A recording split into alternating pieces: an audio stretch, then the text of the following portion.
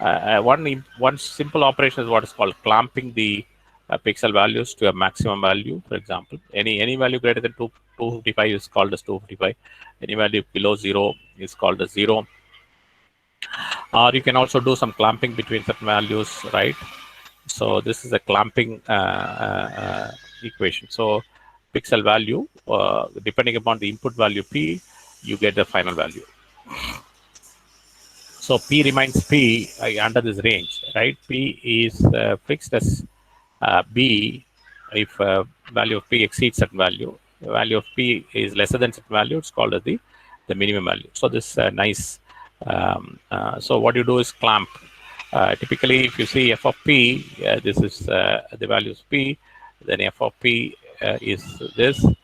Then between two values called a and b, I mean, less than a, it is a, okay? And then a value is called p. Therefore, you know, this is a value called p, okay? Now it is linear under this region, okay? And then if it is b, it becomes only b. So this is up to this a, and these are values up to p. This is b, right? So you have this kind of a transformation, right? So this saturated there, straight line, okay?